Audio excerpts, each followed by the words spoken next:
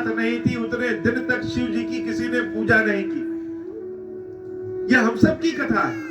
जब तक हमारे पास शक्ति है, जब तक हमारे पास धन है, जब तक हमारे पास संपत्ति है, तब तक हमारे पास बहुत लोग हैं।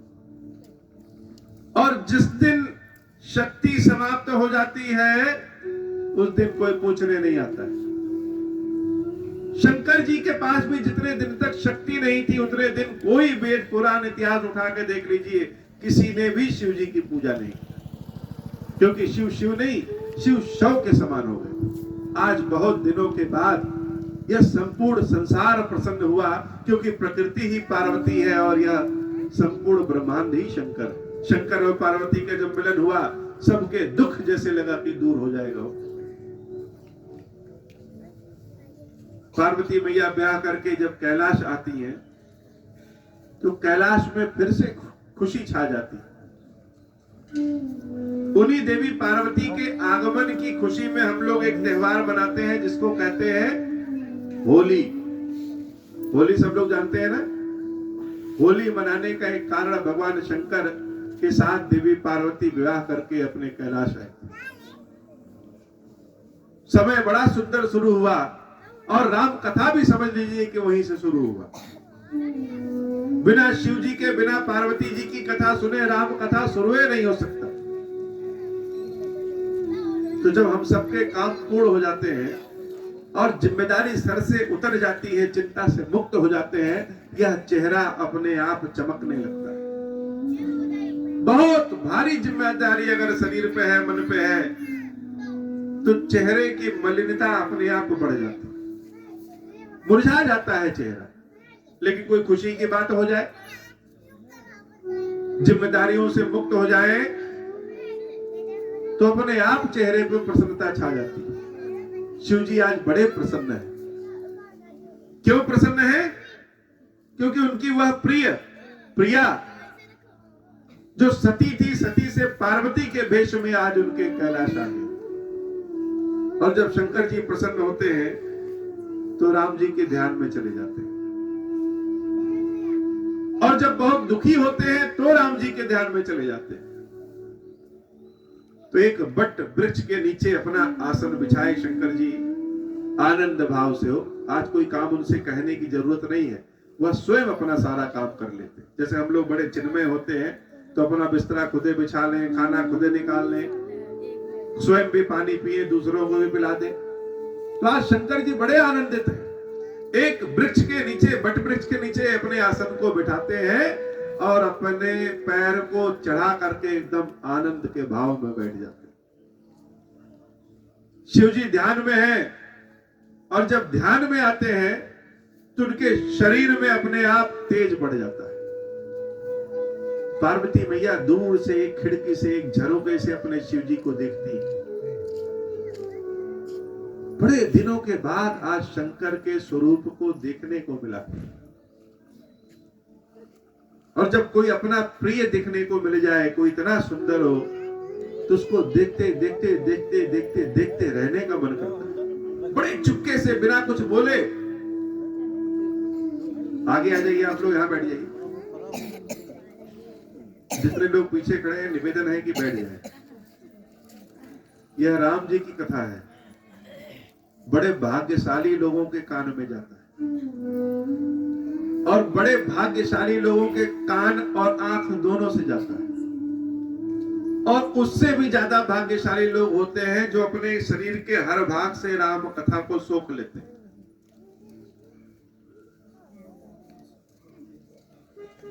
जब भगीरथ जी ने तपस्या किया और गंगा जी को इस धरती पे लाना चाहे, तो गंगा जी के बेग को कोई धारण करने वाला संसार में नहीं था। शिव जी के माथे पे गंगा जी गिरी, और गंगा को अपने बेग पे बहुत अहंकार था कि हमारे बेग को कोई संभाल नहीं सकता। लेकिन जब गंगा शंकर जी की जटाओं में गिरी तो उसी में उलझ करके रह गए। अभी हम लोग के सर पे अगर जल गिराया जाए तो क्या होगा? सर पे जल गिरेगा लेकिन सारा जल इधर उधर बह जाएगा।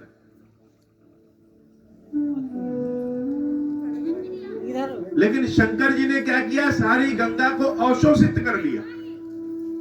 वैसे राम कथा यह गंगा जल है, राम कथा यह अमृत है।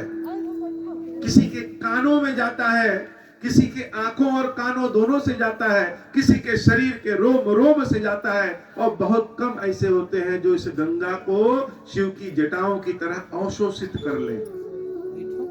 राम कथा सुनने का अपना आनंद है। तो पार्वती मैया एक झरोखे से अपने शिव जी को देख रही है कि शिव जी इतने सुंदर, और शिव जी का रूप कैसा है, जटा मुकुट सुर सरित सिर, अपनी जटाओं का मुकुट बना रखा है। सिर, लोचन, नलिन, विशाल आंखें, बहुत कमल के पत्ते के समान बड़ी बड़ी, लोचन विशाल, नील कंठ, कंठ कैसा है उनका, नीला रंग है। शिव जी के बारे में ध्यान करके सोचिए शिव जी कैसे होंगे। सफेद रंग का शरीर है, जटाओं का मुकुट है, और माथे पे द्वितीया का चंद्रमा स्थापित है। नीलकंठ लावण्य निधि सोह बाल विधुभाल, बड़े सुशोभित लग रहे हैं। हम लोग जैसे तैयार हो जाएं और सुंदर लग जाएं, कहीं किसी शादी विवाह में जाना है तो क्रीम पाउडर भी लगा लेते हैं। वैसे लावण्यता से युक्त भगवान शंकर जब अपने आसन पे बैठे हैं तो पार्वती को देखने की इच्छा बढ़ती ही जा रही।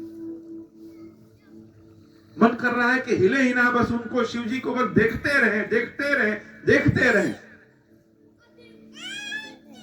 लेकिन देखते देखते मन में ऐसा इच्छा उत्पन्न होती है कि किसी चीज को स्पर्श कर। कभी चंद्रमा को देखिए आधी रात में, तो मन जरूर करता होगा कि यह हाथ इतने लंबे हो जाएं कि उस चंद्रमा को स्पर्श कर ले, छू ले। कोई सुंदर चिड़िया बैठ के दाने चुग रही है और आप दूर से देख रहे हैं तो मन करेगा कि जाकर के उस चिड़िया को पकड़ ले, लेकिन मन में भय यह भी है कि जाएंगे तो उड़ जाएगी। कोई छोटा सा बच्चा बड़े प्यार से खेल रहा है, कुछ खा रहा है, तो आप देखते देखते मन करेगा कि जाकर के उस बच्चे को गोद में उठा ले। ऐसे पार्वती की इच्छा हो गई कि जाकर के शिव जी के चरणों को पकड़ ले। भगवान शंकर के चरण सबको नसीब नहीं होते। भगवान शंकर के चरण मिलते कहां हैं? तो उन भगवान शंकर के पैरों को जाकर के पकड़ ले। ऐसी पार्वती की इच्छा हुई और पार्वती अपने कक्ष से निकल करके धीरे धीरे भगवान शंकर के समक्ष पहुंचती। इतने दिनों बाद शिव जी से मिलन है, बहुत दिनों बाद किसी से मिली है तो मन में संकोच रहता है, पता नहीं स्वभाव पहले वाला है कि बदल गया है। तो देवी पार्वती डरते हुए सामने बैठती और भगवान शंकर क्या सोच रहे हैं? भगवान शंकर जान प्रिया आदरोत कीना, देखे कि अरे यह तो मेरी पार्वती आई है और यह हमारी प्रिया, हमारी पत्नी है, तो आदर और बढ़ गया। कोई अपना मिल जाए तो आदर बढ़ जाता है। बड़े दिनों के बाद मिली है, आदर और बढ़ गया। बाम भाग आसुर हर दीना, जो पार्वती सन्मुख बैठना चाहती थी उन पार्वती को शिव जी अपने बाम भाग में बैठाते। क्यों? क्योंकि पत्नी का स्थान बाएं भाग में होता है। जब पति पत्नी बैठते हैं तो पति दाहिने और पत्नी बाएं भाग में। जब कोई पूजा पाठ करना होता है तो पत्नी दाएं और पति बाएं बैठता है। तो अपने बाम भाग में बैठाया, बैठे शिव समीप हर्षाई, पूरब जन्म कथा चित आई। उन पार्वती देवी को पिछले जन्म की कथा याद आ गई कि पिछले जन्म में हम बाम भाग में बैठना चाहते थे और शिव जी अपने सन्मुख बैठाते। इस जन्म में तो बिना मांगे सब मिल गए। कष्ट है, जिसको जितना कष्ट होगा यह जान लीजिए कि जब सुख आएगा तो उतने सुख मिलेगा। किसी को बहुत पसीना हुआ हो, बहुत गर्मी हुआ हो और एक पंखा का हवा चल जाए तो शरीर कांप जाता है कि नहीं कांप जाता है? तो हवा का सुख कौन जानेगा जिसने गर्मी का कष्ट भोगा है। बहुत भूख लगी हो और भोजन में आपको चटनी अचार और रोटी मिल जाए, वह भी बड़ा मीठा लगेगा। भोजन का स्वाद भूख में। जिसका पेट पहले से भरा है उसको कितना भी स्वादिष्ट भोजन करा दीजिए, वह क्या जाने। और पार्वती भूखी है, जन्मों से भूखी है। किसके लिए? अपने आंखों से शिव जी को देखने के लिए, हाथों से शिव जी के चरण को पकड़ने के लिए। और आज वाम भाग में जब शंकर जी देवी पार्वती को बैठाते हैं तो पार्वती बड़ी आनंद में आ जाती है। पति ही हेतु अधिक अनुमानी, बेहसी उमा बोली प्रियवानी।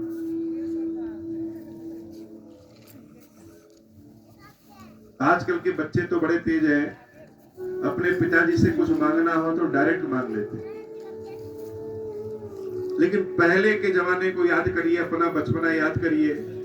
जब किसी चीज की आवश्यकता होती थी तो पिता से कहने में संकोच लगता।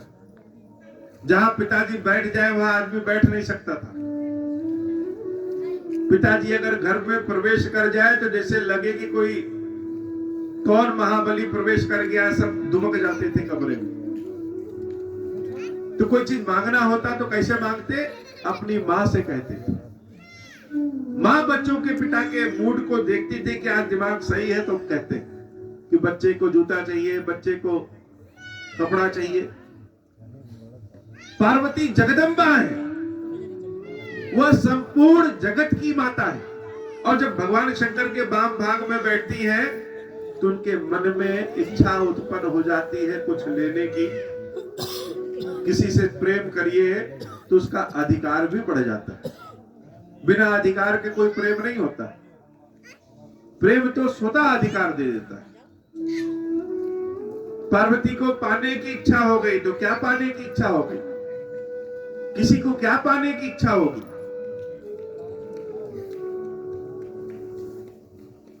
तो पार्वती को पाने की इच्छा हो गई। कथा जो सकल लोक हितकारी, सोई पूछन चाह शैल कुमार। वह कथा जानने की इच्छा है, जो कथा समस्त संसार के लिए हितकारी। जैसे हम चाहते हैं कि अपने बच्चों के लिए अनाज भर के रख दें, अपने बच्चों के लिए घर बनवा के रख दें कि इन बच्चों को बड़ा आनंद का भाव रहे, कोई दुख ना हो।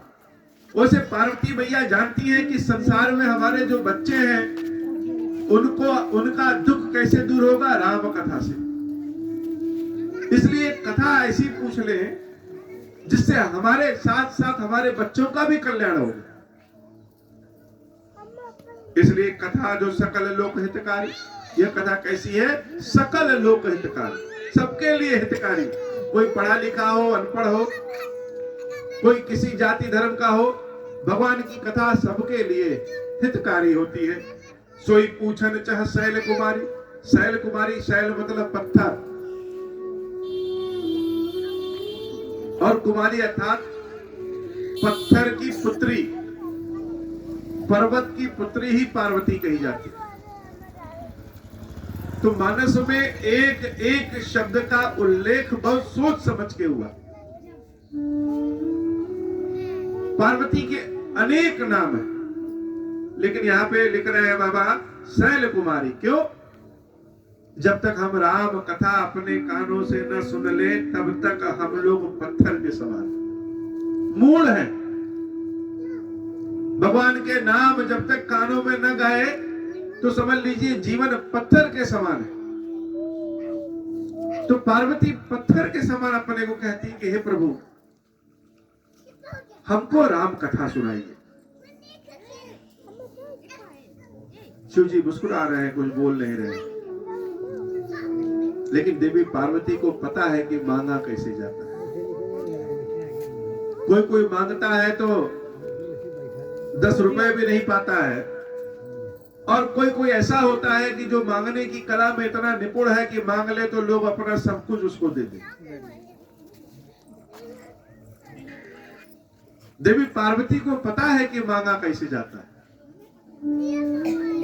शिव जी से पूछे कि राम कथा बताइए।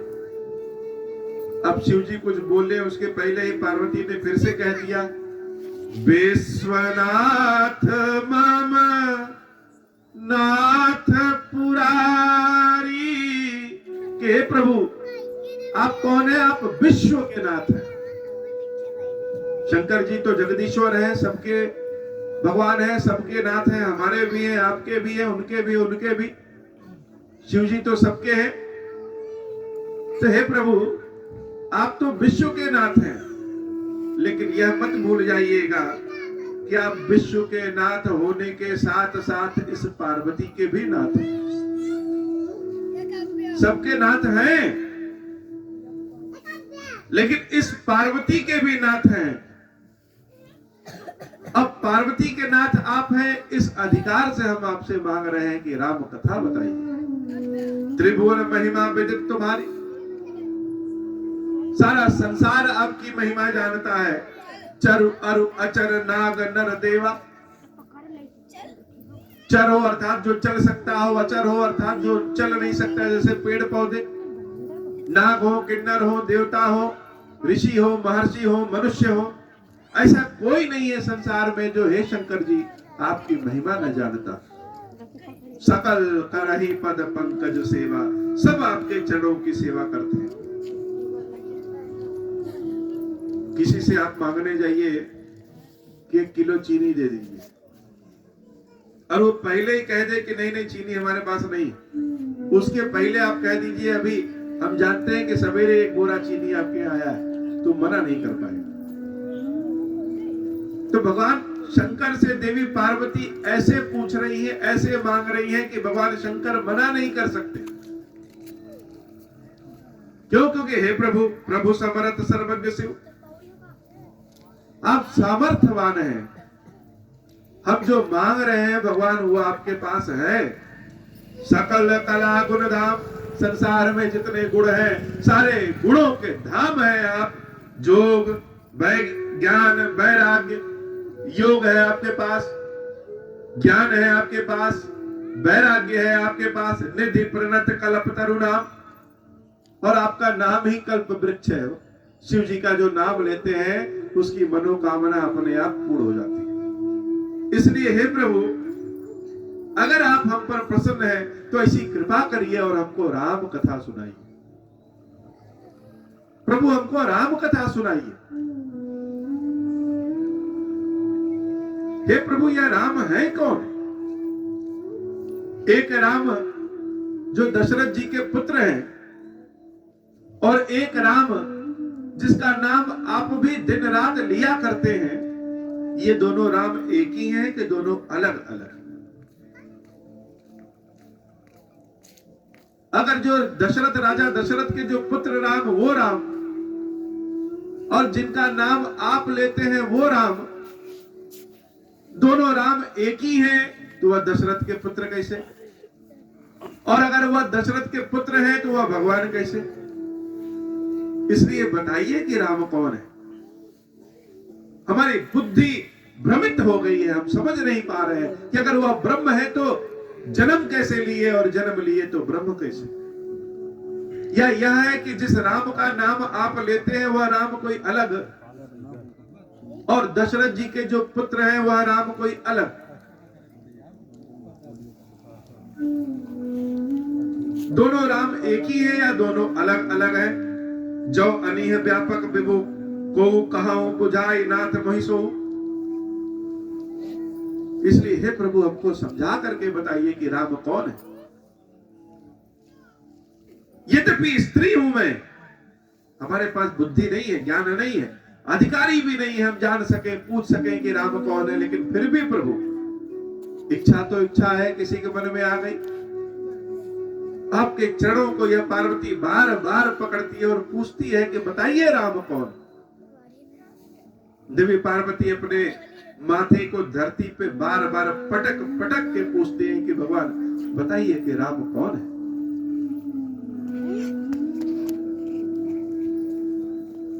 राम जी ने अवतार कैसे लिया, बाल चरित्र उनकी कैसी हुई, देवी जानकी के साथ विवाह कैसे हुआ, यह सब कथा हमको समझाइए। बहुरी कहो करुणायतन कीन है जो अचरज राम। और कुछ भी कोई कथा हो राम जी की सब बताइए। जो प्रश्न इस पार्वती ने पूछा है वह भी बताइए, और जो प्रश्न पार्वती पूछ नहीं पा रही है, ज्ञान नहीं है, लेकिन वह राम जी का रहस्य है, वह भी मुझे बताइए। सारे ऋषि मुनि वेद पुराण भी कहते हैं कि हे शंकर जी, आप गुरु के स्वरूप में, आपसे कोई चीज छूटा नहीं है, आप सब जानते हैं। इसलिए बार बार विनती है कि बताइए प्रभु श्री की राम कौन है। इतने विनती भाव से, इतने आदर भाव से जब पार्वती प्रश्न पूछती है तो भगवान शंकर बड़े आनंद में आ जाते हैं। शिव जी के सन्मुख कोई राम राम राम राम राम राम कहे तो शिव जी को जैसे लगता है कि कोई खजाना मिल गया, बड़े प्रसन्न होते हैं। और पूछे हो रघुपति कथा प्रसंगा, सकल लोक जग पावनी गंगा, तुम रघुबीर चरण अनुरागी, कीन्ह हो प्रश्न जगत हित लागी। धन्य धन्य गिरिराज कुमारी। शंकर जी प्रसन्न होकर के पार्वती से कहते हैं, हे पार्वती तुम धन्य हो। इतना बड़ा गांव है और इतने बड़े गांव में कुछ ही भाग्यशाली लोग हैं जो राम कथा सुनने के लिए बैठे। तो जो राम कथा सुनते हैं उनका भाग्य अपने आप धन्य है। जिनके मन में यह इच्छा उत्पन्न हो जाए कि राम कथा सुननी है, उनके समान दूसरा कोई धन्य नहीं हो सकता। सुबह सो के उठना, खेती व्यापार करना, नौकरी करना, स्कूल जाना, स्कूल भेजना, खाना बनाना, भोजन करना, कपड़े धुलना, बहुत सारे ऐसे काम। इन सारे कामों में 10 मिनट भी हमको नहीं मिल पाता है कि जिसने यह सारा काम दिया है, संसार बनाया है, उसको भी प्रणाम कर सके। बचपने से जवानी, जवानी से बुढ़ापा आ जाता है, समय नहीं मिल पाता है कि एक बार जान सके कि यह पेड़ जिसने बनाया है, यह धरती जिसने बनाई है, यह सूरज चांद सितारे जिसने बनाया है, वह कौन है। तो हे पार्वती तुम धन्य हो। पूछे हो रघुपति कथा प्रसंगा, भगवान राम की कथा सुनना चाहती हो, पूछ रही हो, यह राम कथा क्या, सकल लोक जग पावनी गंगा।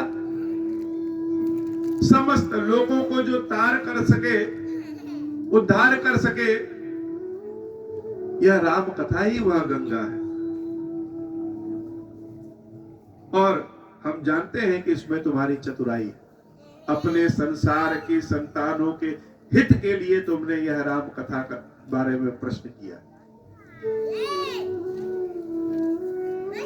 भगवान शंकर बड़े प्रसन्न होते हैं और बड़े प्रसन्न होकर के राम कथा सुनाना शुरू करते हैं कि राम कौन है और राम कथा क्या है। तो शिव जी जब राम कथा सुनाना शुरू करते हैं तो किस भाव में?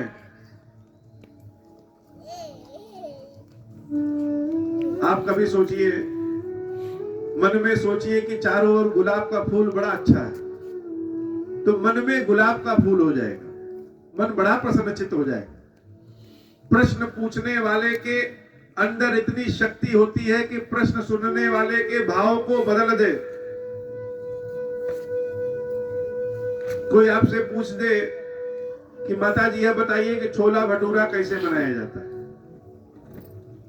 तो मन कहां चला जाएगा? मन छोले भटूरे पे चला जाएगा कि ऐसे ऐसे बनाओ।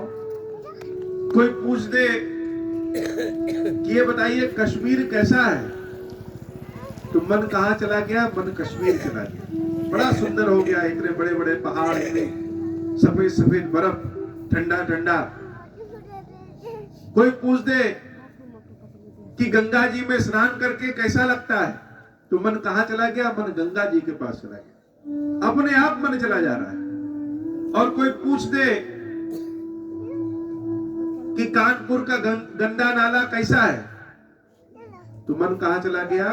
मन गंदगी में चला गया। तो प्रश्न पूछने वाले के अंदर इतनी शक्ति होती है कि प्रश्न सुनने वाले के भाव को परिवर्तित कर दे, बदल दे। और पार्वती ने प्रश्न किसके बारे में किया? पार्वती ने प्रश्न किया राम के बारे में। तो जब पार्वती ने प्रश्न राम के बारे में किया तो भगवान शंकर का मन कहां चला गया? राम जी के पास। और शिव जी को अगर राम राम सुनने को मिल जाए तो उससे ज्यादा अच्छा संसार में कुछ हो ही नहीं सकता।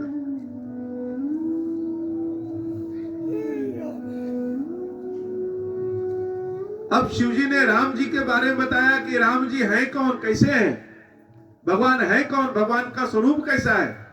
पुरुष प्रसिद्ध प्रकाश निधि प्रकट परावरनाथ रघुकुल मणि मम स्वामी सुई कही शिवनायऊ माथ। यह जो प्रकाश दिख रहा है यह प्रकाश ही राम है। यह सूरज का प्रकाश हो, हमारे जीवन का प्रकाश हो, जिस किसी भी विधि से अंधकार मिट जाए, जब प्रकाश होता है तो क्या होता है? सब कुछ अपने आप दिखने लगता है। कहां गड्ढा है, कहां पेड़ है, कहां रास्ते हैं। तो राम जी की कृपा जिसके ऊपर होती है उसके जीवन में प्रकाश आ जाता है और सब कुछ अपने आप दिख जाता है। तो हे देवी पार्वती, जगत प्रकाश व प्रकाशक रामू, संपूर्ण जगत को प्रकाश देने वाला कौन है? वह राम है। संपूर्ण जगत में माया फैलाने वाले कौन है? वह राम है। काशी में जब लोग मरते हैं तो कहते हैं कि काशी में, बनारस में मरने वाले की मुक्ति हो जाती है। क्यों? क्योंकि भगवान शंकर मरने वाले कान में मंत्र फूंकते। तो देवी, यह गुप्त बात है कि काशी में जब किसी की मृत्यु होती है तो उसके कान में जो मंत्र हम फूंकते हैं वह मंत्र क्या है? वह मंत्र ही राम नाम है। इसलिए भवानी राम सो परमात्मा भवानी तह ब्रह्म अति अभिहत तब बानी अस संशय आनत उर्माही ज्ञान विराग सकल गुण जाहि। जिससे ज्ञान वैराग्य आ जाए, जिससे ब्रह्म मिट जाए, वह राम है।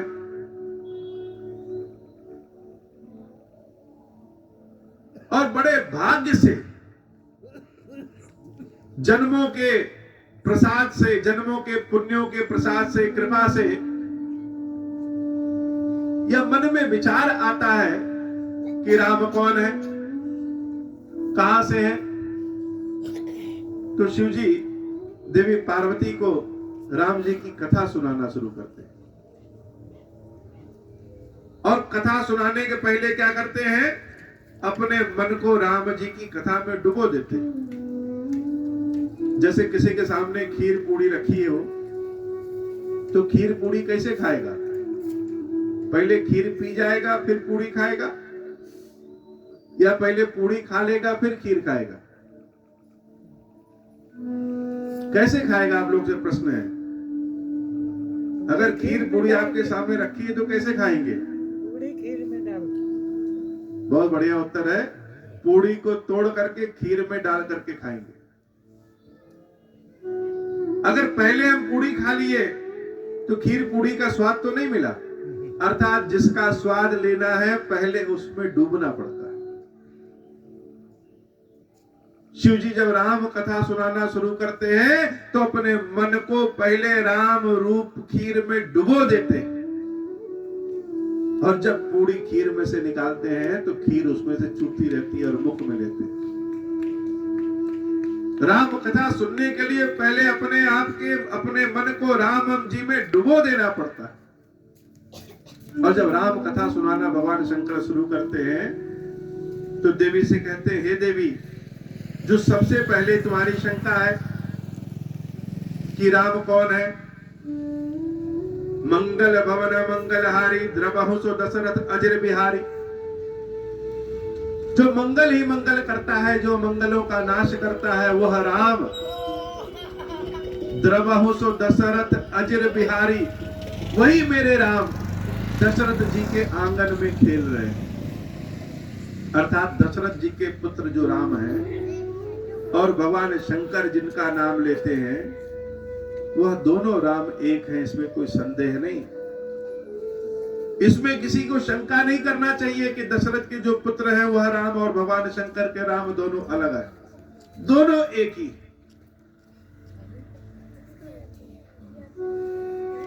हरि गुण नाम अपार कथा रूप अगणित अमित, हरि अनंत हरि कथा अनंता। जैसे भगवान राम अनंत है वैसे भगवान राम की कथा भी अनंत है। इस कथा को जो जिस दृष्टि से देखता है उस दृष्टि से राम जी की कथा सुनाता है। कोई भी कथा असत्य नहीं है, सब सत्य है। तो अगर वही राम है तो अवतार किस लिए लिए? तो हे देवी, भगवान के अवतरण की कथा अनेक है। अनेक कारणों से भगवान ने अवतार लिया। कुछ कारण हम आपको गिना रहे। तो एक बार की बात है, एक राजा है महाराज मनु। मनु महाराज, उनकी पत्नी का नाम है देवी शत्रुपा। मनु महाराज राजपाट करते करते करते करते उम्र उनकी जब बहुत बीत गई तो एक दिन अचानक से उनको याद आया कि अरे यह तो हमारा बुढ़ापा शुरू हो गया है और हमने आज तक कभी भी भगवान की कोई पूजा साधना नहीं। आज करेंगे, कल करेंगे, परसों करेंगे, सोचते सोचते सोचते सोचते समय व्यतीत हो गया। काम से हम लोगों को फुर्सत नहीं मिलती। कुर्सी पे बैठ के 5 मिनट सो लेंगे, खटिया पे खाना खा के सोए तो फिर अलसा गए, लेकिन कह दीजिए कि सुबह 7 बजे राम राम राम राम करना है तो करने की फुर्सत नहीं मिली। तो सारा जीवन तो बीत गया। लेकिन यह संसार जिसने बनाया है, जिस भगवान ने बनाया है, उसका नाम तो हमने लिया ही।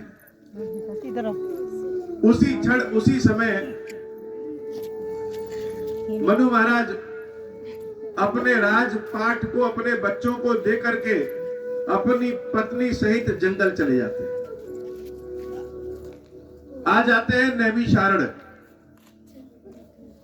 चारों ओर समाचार खबर फैल गई कि महाराज मनु सन्यास धारण कर लिए और राजा और रानी दोनों स्वयं सन्यासी हो गए हैं। सारे ऋषि मुनि बारी बारी से आते हैं उन मनु महाराज को सिखाने, समझाने कि भगवान की पूजा कैसे करें। अब मनु महाराज तो खुद ही राजा, लेकिन जिसका पद जितना बड़ा होता है उसके आसपास लोग भी उतने ज्यादा होते हैं। मनु महाराज सारे तीर्थों में स्नान किए, अनेक विधियों से भगवान की सेवा पूजा किए और सेवा पूजा जितना करने लगे उतना ही उनके मन में और जानने की इच्छा हो गई। भक्त 4 तरह के होते हैं। एक भक्त जो संकट पड़ने पर भगवान का नाम लेते,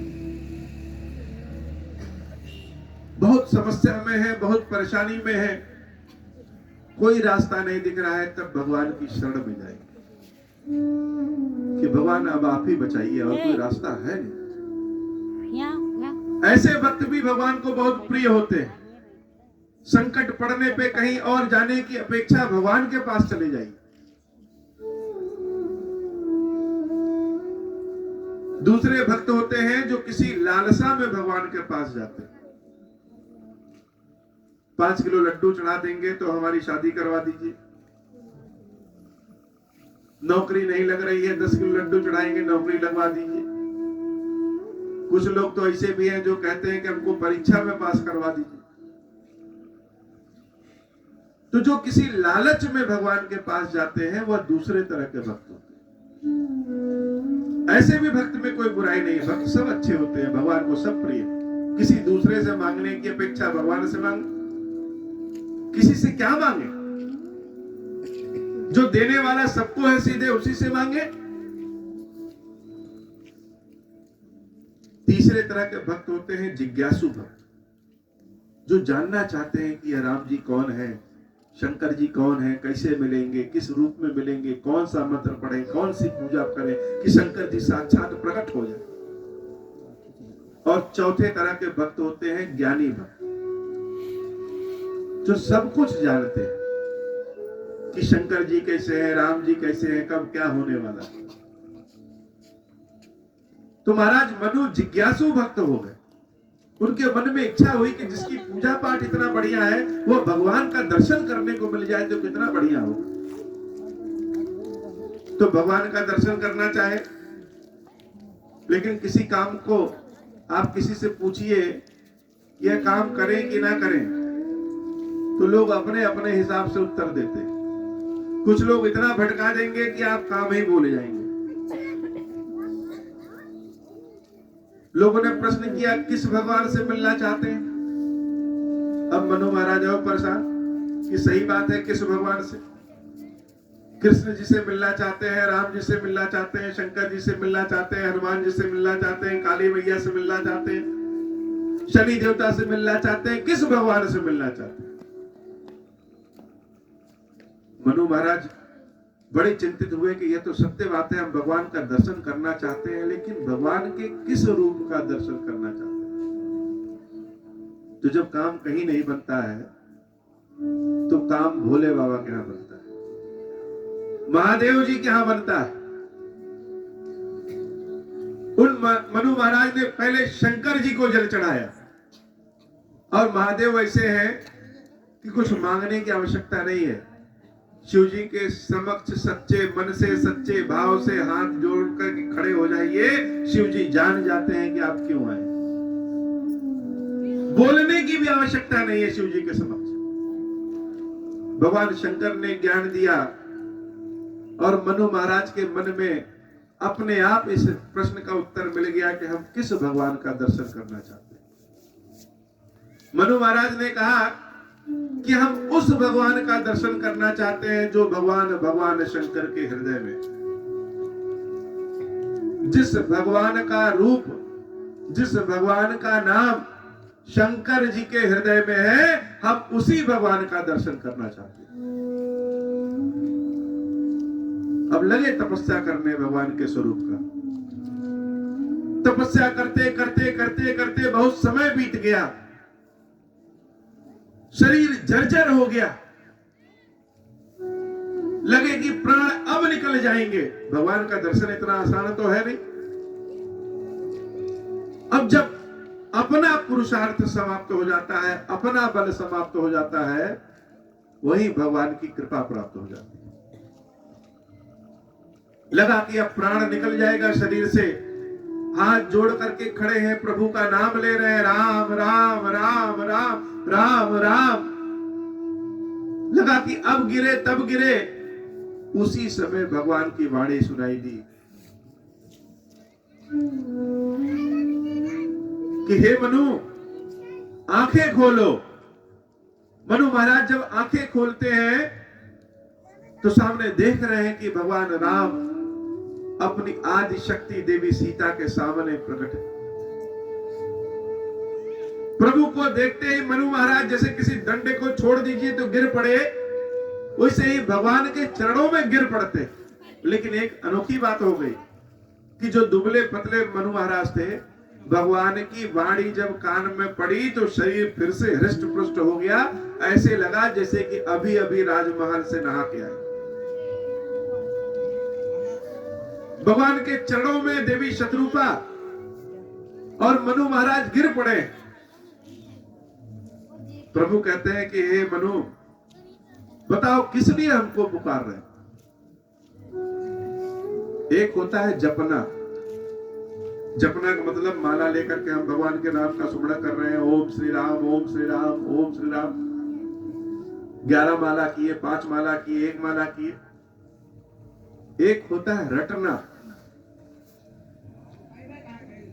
किसी संकट में पड़ जाइए, हृदय में धुकधुकी है, तो भगवान का नाम अपने आप चलते चलते चलते चलते मुख से आता, राम राम राम राम राम। हे भगवान बचा लीजिए, हे भगवान कृपा करिए, राम राम राम। इसको कहते हैं रटना। रटने में माला नहीं देखी जाती। जूता पहने हैं कि नहीं पहने हैं, आसन पे बैठे हैं कि नहीं बैठे हैं, केवल बिना कहे मुख से भगवान का नाम राम राम राम राम आता। तो मनु महाराज रटने की स्थिति में थे और भगवान कह रहे हैं कि हे मनु, किस लिए बुला रहे थे? वरदान मांगो, क्या चाहिए?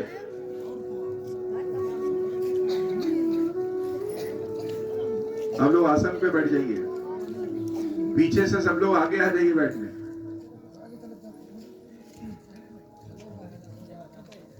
वरदान मांगो। मनु महाराज तो सोचे कि मांगना भी है। हम तो जानते भी नहीं थे कि भगवान से कुछ मांगना भी है। हम तो भगवान को देखने की इच्छा प्रकट किए कि इन आंखों से भगवान दिख जाए। जिसने इस संसार को बनाया हुआ भगवान का स्वरूप है कैसा, वो प्रभु है कैसे, एक बार दिख जाए। लेकिन भगवान कह रहे हैं, हे मनु मांगो, क्या चाहिए तुम्हें? तो क्या मांगे? भगवान स्वयं समक्ष आकर के कह रहे हैं मांगो। आपसे कहें कि मांगो तो आप क्या मांगेंगे? कोई बताए कि अगर भगवान आ जाए तो आप क्या मांगेंगे? कोई बताएगा? भगवान ने मांग लिए है? भगवान ने मांग लिए भगवान। सबसे बुद्धिमान वाले उत्तर कि क्या मांगे? 8-10 करोड़ रुपया मांग लें तो कब खत्म हो जाए पता नहीं।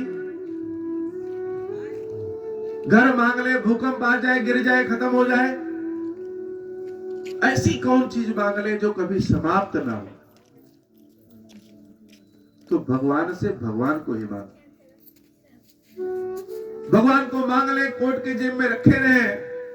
जब मर्जी किया कि आज हमको गोलगप्पा खाने का मन है तो भगवान से कहें गोलगप्पा खिला दो। जब मर्जी करे कि आज हमको रसगुल्ला खाने का मन है तो भगवान से कहें रसगुल्ला खिला दो। जब मर्जी कहे कि हमको कहीं घूमने जाना है, हवाई जहाज पे चढ़ना है, भगवान से कहें हवाई जहाज पड़ा दो। भगवान से जब मांगेंगे तो भगवान से भगवान को ही मांगेंगे। लेकिन हमारे मन में जो रहता है कभी कभी, वो मुंह से कहने में संकोच होता है। और भगवान क्या सुनते हैं? भगवान शब्द को सुनते हैं। भगवान शब्द नहीं सुनते, भगवान भाव को सुनते हैं। जो गूंगे होते हैं, जिनको बोलने नहीं आता है, भगवान तो उसकी भी सुन लेते हैं। जैसे एक बच्चा रोता है तो मां जान जाती है कि बच्चा भूखा है, उससे भगवान अपने बच्चों के भाव को जान जाते हैं कि क्या मांगना है। हम लोग आरती में बार बार पढ़ते हैं कि हे माता, अपने मन में कोना दे दीजिए, सोना और चांदी नहीं चाहिए। लेकिन माता जानती है कि सोना चांदी चाहिए। आप भले मुंह से कह रहे हैं कि सोना चांदी नहीं चाहिए, लेकिन सबके मन में है कि नहीं, तिजोरी हमारी भरी रहे, ऐसी कृपा करो। तो मनु महाराज मांगे तो क्या मांगे? तो भगवान से भगवान को मांगना है तो मांगे कैसे? कैसे कहें कि हे भगवान आप हमारे पास आ जाइए? तो डरते हुए, संकोच करते हुए मनु महाराज कहते हैं कि हे प्रभु ऐसी कृपा करिए, अगर आप दे ही रहे हैं तो ऐसी कृपा करिए कि आपके समान एक पुत्र हमको प्राप्त हो जाए। कहना चाहते थे कि हे भगवान आप ही हमारे पुत्र बन जाइए, लेकिन कहें कैसे? संकोच हो रहा है। लेकिन भगवान तो जान रहे हैं कि इसको कौन चाहिए। यह कहना चाहता है कि हे प्रभु आप ही हमारे पुत्र हो जाइए, हम मांग नहीं पा रहा। तो भगवान अपने मुख से कहे कि हे मनु, अब हम अपने समान दूसरे जगह कहां ढूंढे जाए किसी को? वैसे हमारे पास बहुत सारा काम है, एक काम तुम और बढ़ा दिए कि अपने समान। तो मेरे समान जगत में कौन है? इसलिए मैं ही तुम्हारा पुत्र बनकर के आऊं। मनु महाराज बड़े प्रसन्न हो गए। अरे वाह, ये तो बिना मांगे मिल गया। हम भी चाहते यही थे लेकिन कह नहीं पा रहे, तो भगवान तो बड़ी कृपालु है, बिना कहे सब दे दिए। अब भगवान देवी शत्रुपा की ओर घूमते हैं कि हे देवी, आपको क्या चाहिए? शत्रुपा अम्बा मुस्कुराती है और कहती है, प्रभु, हमारे पति बड़े चतुर हैं, बड़े बुद्धिमान हैं, यह जो मांग लिए इससे ज्यादा तो कुछ हो ही नहीं सकता। तो ऐसी कृपा करिए आप कि जब आप पुत्र बन करके आइए तो हमारे ही गर्भ से आइए। भगवान प्रसन्न होते हैं और कहते हैं, ठीक है देवी, जैसी आपकी इच्छा है, जैसी आपकी रुचि है, ऐसा ही हो। लेकिन देवी शत्रुपा ने कहा, लेकिन भगवान एक शर्त है। शर्त क्या है? कि जब आप हमारे पुत्र बनकर के आइए तो हम लोग अपने बच्चों के मोह में, बच्चों के लालन पालन में भगवान को भूल जाते हैं। तो ऐसी कृपा करिए कि जब आप हमारे पुत्र बनकर के आइए तो हम कभी यह भूले ना कि आप भगवान हैं। आप भले हमारे पुत्र रहिए, लेकिन इस बात का ध्यान हमको हमेशा रहे कि आप कौन हैं। आप पुत्र भले हैं, लेकिन आप भगवान हैं। भगवान मुस्कुराते हैं और आशीर्वाद देते हैं कि देवी ऐसा ही हो। तब तक मनु महाराज कहते हैं, महाराज महाराज, भगवान एक चीज और दे दीजिए। इतने सालों की तपस्या के बाद तो आप अभी आए हैं और 5 मिनट बाद गायब हो जाएंगे, कहां मिलेंगे फिर? इसलिए एक वरदान और दीजिए। भगवान ने कहा, क्या वरदान? मनु महाराज कह रहे हैं, हे प्रभु, ऐसी कृपा करिए कि जब आप हमारे पुत्र बन करके आइए तो हमें कभी यह याद ही न रहे कि आप भगवान हैं। शत्रुपा जी ने कहा कि हम कभी भूले ना कि आप भगवान हैं, और मनु महाराज कह रहे हैं, हमको कभी याद ना आए कि आप भगवान हैं। पता चले कि कान गरम करना हो, मन में आ जाए कि अरे भगवान है, छोड़ो इनको। पिता और पुत्र का जो रिश्ता होता है वह प्रेम का रिश्ता होता है, वह अधिकार का रिश्ता होता है, वह मारपीट का रिश्ता होता है। अब राम जी कुछ गलती किए और हम पता चले कि मारने जाए, झापड़ याद आ जाए, ये तो भगवान है ना, मारो भाई। कोई कितना भी कहे कि मैं अपने पुत्र के मोह में डूबा हूं, लेकिन फिर भी हमको याद ना आए कि आप भगवान हैं। और जिस दिन हमारी आंखों के सामने से आप चले जाइए, उसी दिन मेरी मृत्यु हो जाए। भगवान प्रसन्न होते हैं और आशीर्वाद देते हैं कि हे मनु, ऐसा ही होगा। वही मनु और शत्रुपा अगले जन्म में दशरथ और कौशल्या बनते हैं और उन्हीं के पुत्र राम प्रकट होते हैं। तो भगवान के जन्म की अनेक कथाएं हैं। एक ग्रंथ कुछ और कहता है, दूसरा ग्रंथ कुछ और कहता है। एक ग्रंथ कहता है कि सीताराम जी इधर से जंगल गए थे, दूसरा कहता है कि नहीं, इधर से जंगल गए थे। किसकी बात माने सत्य है, किसकी बात माने असत्य है, लेकिन श्री रामचरित मानस में, एक ही मानस में कई कथाएं। तो शिव जी ने कहा, देवी पार्वती, एक कथा तो यह है जिसके कारण भगवान ने अवतार लिया।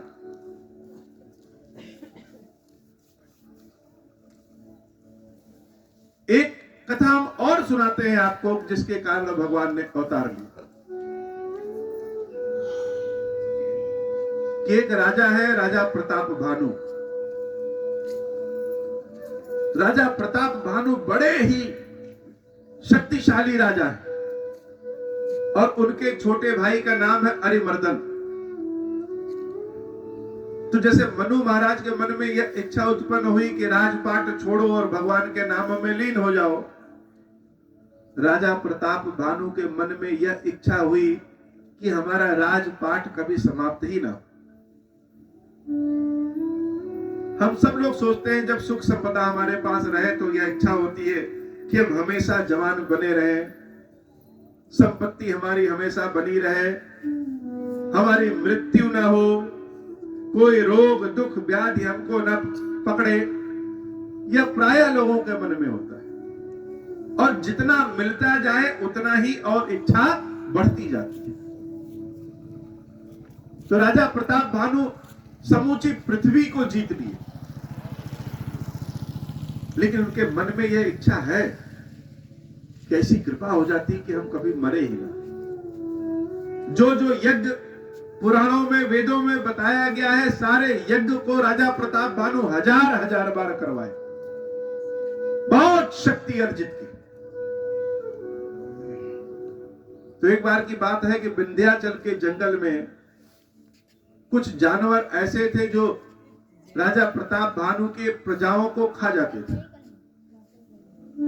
गायों को मार देते थे। तो राजा प्रताप भानु शिकार करने निकल गए। हम लोग कहते हैं ना, राजा लोग शिकार करते हैं। तो राजा लोग शिकार क्यों करते? पता चला कि उन्होंने मृग को मारा।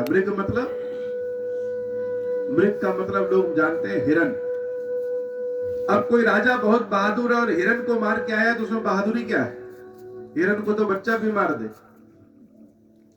तो मृग का मतलब हिरन नहीं होता है, मृग का मतलब होता है मारने योग्य।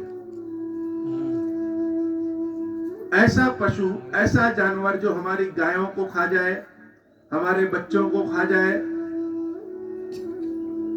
जिससे जनता को खतरा हो जाए, ऐसा पशु मारने योग्य हो जाता था और राजा लोग ऐसे ही पशु का शिकार करते थे। तो राजा प्रताप भानु शिकार करने के लिए विंध्याचल के जंगलों में आए। एक बहुत बड़ा जंगली सुअर दिखा, दांत उसके दोनों ऐसे बाहर निकले हैं जैसे चंद्रमा को राहु ने दबाया है।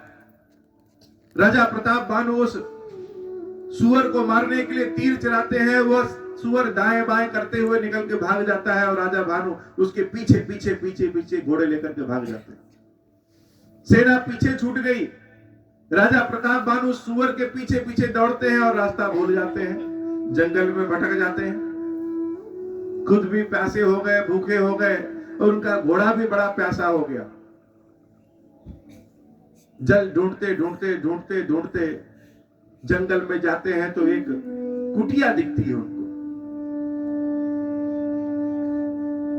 उस कुटिया से एक साधु निकलता है जिसकी दाढ़ी सफेद सफेद बहुत बड़ी।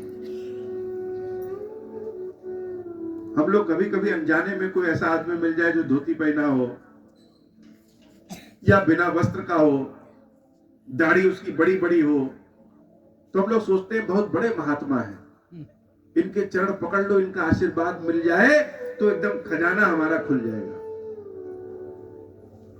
किसी ज्योतिषाचार्य के पास जाते हैं, अपने हाथ को दिखाते हैं, कोई उपाय बताओ, तो मन में इच्छा रहती है कुछ प्राप्त करने।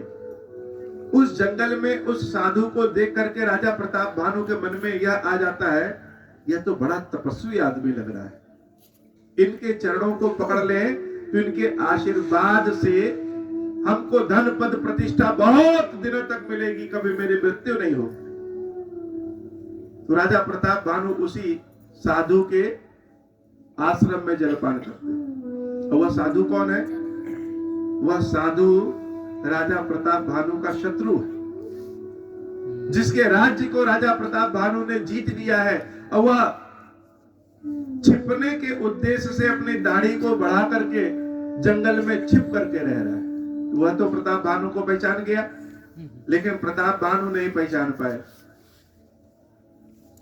वह राजा सोचा कि आज मौका मिला है, आज प्रताप भानु से बदला ले ले, लेकिन बदला ऐसा ले जो जन्म जन्म तक याद करे।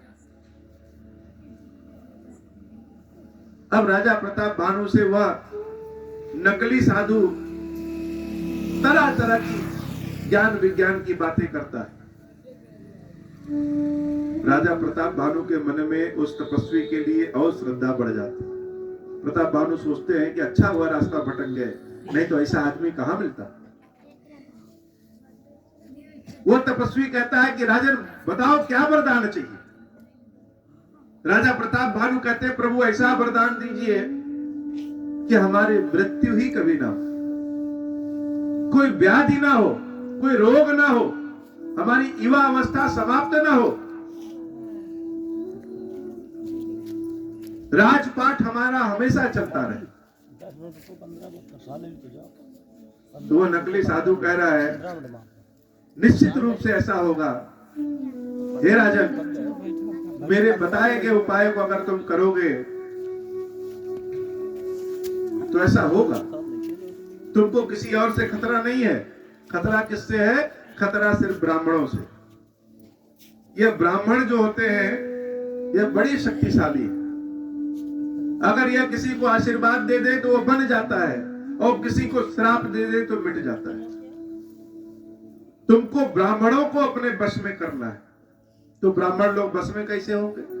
ब्राह्मण लोग बस में ऐसे होंगे कि जब मैं तुम्हारे यहां आकर के भोजन बनाऊंगा और उस भोजन को जो जो ब्राह्मण खाएगा वह सब ब्राह्मण तुम्हारे बस में हो जाएंगे। और एक बार अगर ब्राह्मण बस में हो गए तो तुमको फिर किसी से कोई खतरा नहीं। राजा प्रताप भानु बड़े आनंदित होते हैं। कथा आगे बढ़ती है और 1,00,000 ब्राह्मणों को राजा प्रताप भानु निमंत्रण देते हैं।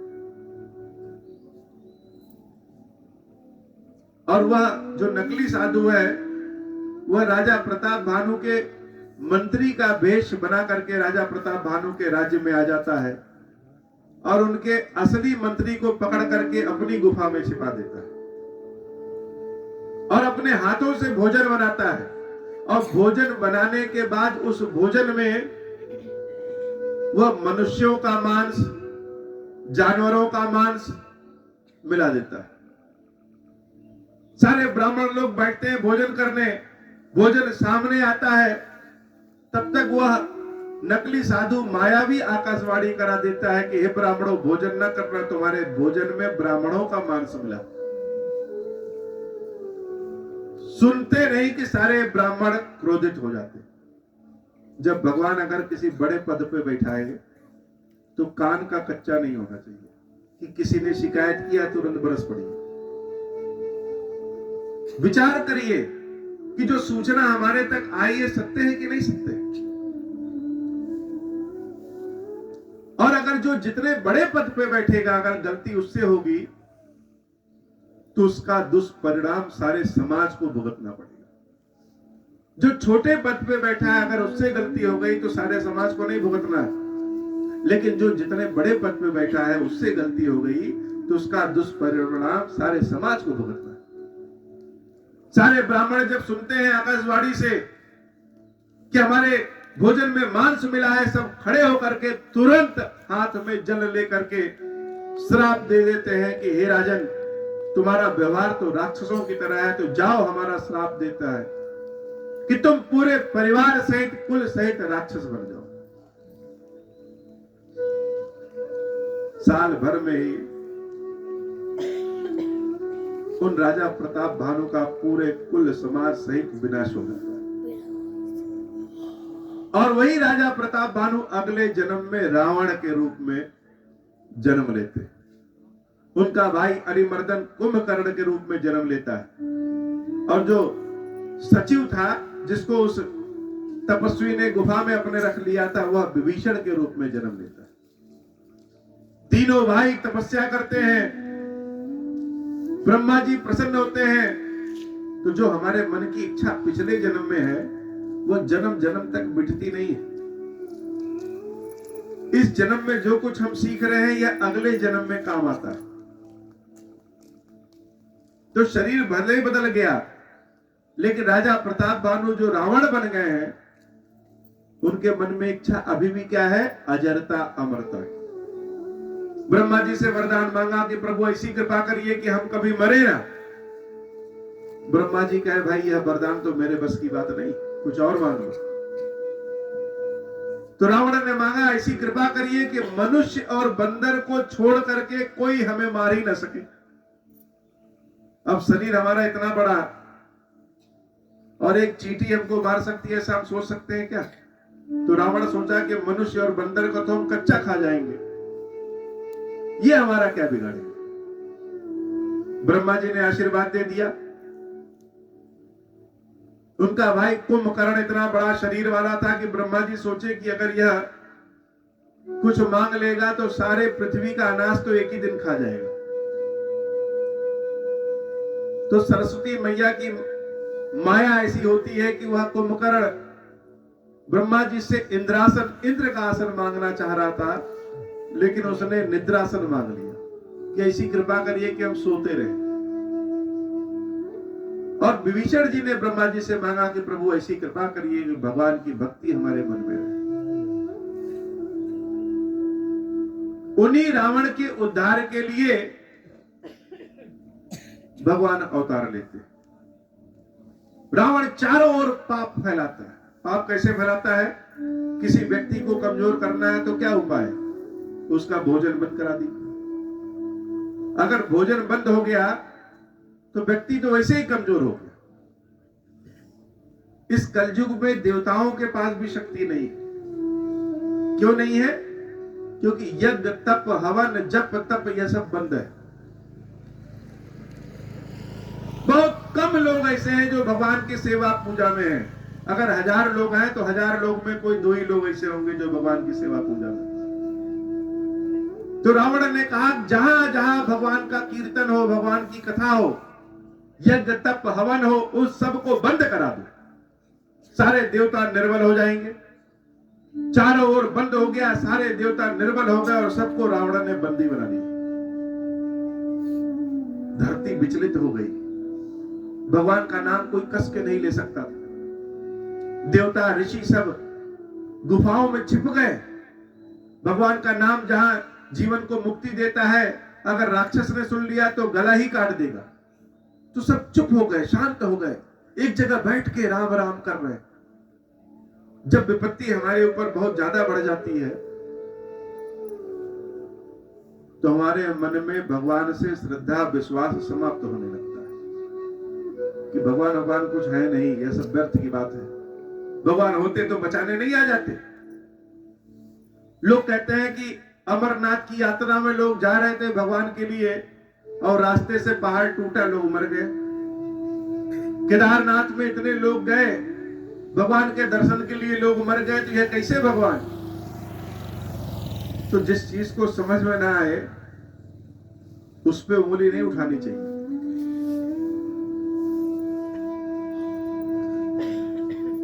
ब्रह्म अर्थात भगवान के पास शक्ति है, लेकिन उसके पास इच्छा नहीं होती। ये जो हवा चल रही है इसके पास शक्ति बहुत है, लेकिन इच्छा नहीं है कि थोड़ा सा आपके घर में घुस जाए। यह तो सबके लिए कल्याण करेगा। यह ब्रह्म है, यह सूरज का प्रकाश, इसके पास शक्ति बहुत है लेकिन इच्छा नहीं। और जीव के पास, हम लोगों के पास इच्छा है लेकिन शक्ति नहीं है। इच्छा तो अनंत है कि उछल के अभी हम चंद्रमा पे पहुंच जाएं, लेकिन शक्ति नहीं है। तो अगर शक्ति न रहे तो काम कोई नहीं हो सकता। और आपके पास शक्ति बहुत है, बहुत खजाना आपका भरा पड़ा है, लेकिन मन में इच्छा ही नहीं है कि किसी को 10 रुपए दान में दें या होली दीपावली पे स्वयं नया वस्त्र पहने। तो धन संपदा भरी पड़ी रहेगी लेकिन आप नहीं पहने। तो जीव ने भगवान से कहा, हे भगवान मेरी इच्छा तुम ले लो और अपनी शक्ति हमको दे दो। बात बन जाएगी कि नहीं? काम बन जाएगा कि नहीं? भगवान अगर शक्ति अपनी हमको दे दे और मेरी इच्छा वह ले ले तो काम बन जाएगा। तो ऋषि मुनि देवता सब पहाड़ की गुफा में छिपे हैं और यह धरती पाप के बोझ से इतनी व्याकुल हो गई कि भेष बदल करके गाय के भेष में उन ऋषि मुनियों और देवताओं को खोजते खोजते उस गुफा में पहुंच गई। सबसे कही कि हमारी रक्षा करो, रक्षा करो हमारी। सारे ऋषि मुनि कह रहे हैं कि हम कैसे रक्षा करें, हम तो खुदे छिपे बैठे हैं। तो सब लोग क्या किए, उस पृथ्वी मैया को आगे करके ब्रह्मा जी के पास गए। ब्रह्मा जी कहे, हे पृथ्वी, हमारा काम केवल तुमको बनाना है, तुमको पालने वाला तो भगवान है, हम कुछ नहीं कर सकते। चलो हम सब मिलकर के भगवान के पास चले। अब सब मिलकर के भगवान के पास जाने के लिए सोच रहे हैं, लेकिन भगवान है कहां? भगवान कहां मिलेंगे? किस जगह जाए कि भगवान मिल जाएंगे?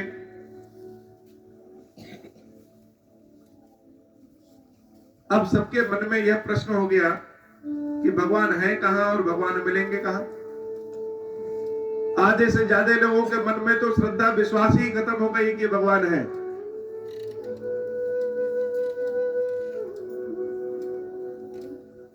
कथा आगे बढ़ती है। आज समय ज्यादा हो गया है, आज की कथा हम लोग यहीं पे विश्राम दें। कल बड़ी सुंदर कथा है कि भगवान स्वयं अवतरण लेने का आशीर्वाद देते हैं। दशरथ जी का पुत्र कामेष्ठी यज्ञ, हीरेश्वर महादेव का प्रकटीकरण, भगवान राम का जन्म कल की कथा में रहेगा। आप सबसे विनती है कि आप लोग अपने घर से कलश ले आए, जो ला सके। सबसे जरूरी नहीं है, जो अपने घर से कलश ला सकते हैं उस कलश में अक्षत डालिए, आम का पल्लव लगाइए, और अगर नारियल का गोला मिल जाए तो एक नारियल का गोला रखिए, और यहां लेकर के कलश की स्थापना करिए। किसी भी पूजा में, भगवान की सेवा पूजा में कलश की स्थापना बहुत आवश्यकता होती है, और भगवान की कथा को बड़े उत्सव के साथ सुनना और मनाना चाहिए। इस पंडाल को सजाइए, केले का वृक्ष लगाइए, तुलसी जी को सामने रखिए।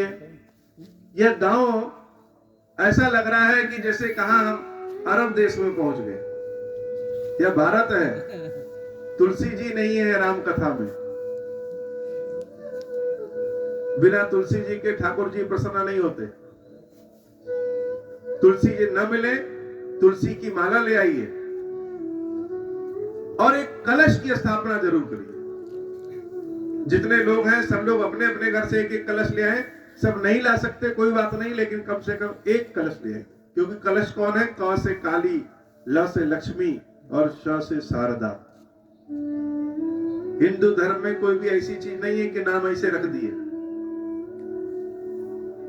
कुछ भी अन्यथा नहीं है, हर चीज का कारण है। नवरात्र में कलश स्थापित करते हैं, और यह कथा इतने सुंदर समय पे हो रही है कि कथा यह 7 दिवसीय है, 7 दिन की कथा है, और इस कथा के पूर्ण होने के बाद महाशिवरात्रि आ जाएगी। भगवान शंकर और देवी पार्वती का उत्सव वाला त्योहार। तो विनती आप लोग से, इस पंडाल को सजाइए और कलश की स्थापना जरूर करिए। इसी के साथ आज की कथा वाणी को विश्राम। आगे की कथा हम लोग कल श्रवण करेंगे।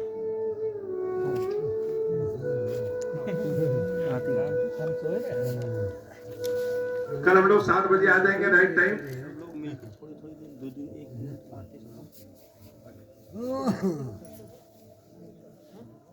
कीरति कलित ललित सिय पीकी, गावत ब्रह्मादिक मुनि नारद, बाल्मीक विज्ञान विशारद, सुख सनकादि शेष अरुसारद, बरनि पवन सुत कीरतिनी की, आरती श्री रामायण जी की, कीरति कलित ललित सिय पीकी, गावत वेद पुराण अष्टदश, 6 शास्त्र सब ग्रंथन को रस, मुनि जन धन संतन को सरबस, सार अंश समंत सब ही की, आरती श्री रामायण जी की,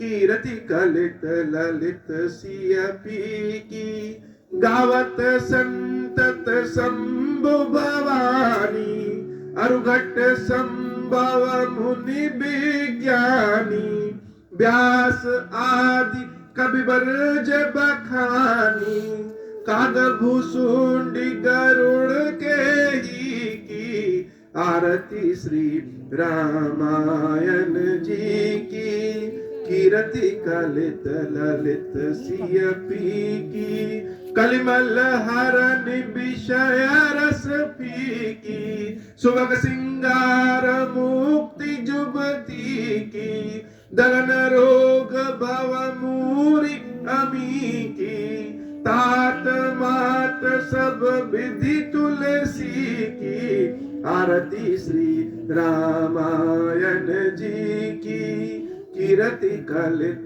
ललित सिय पी की।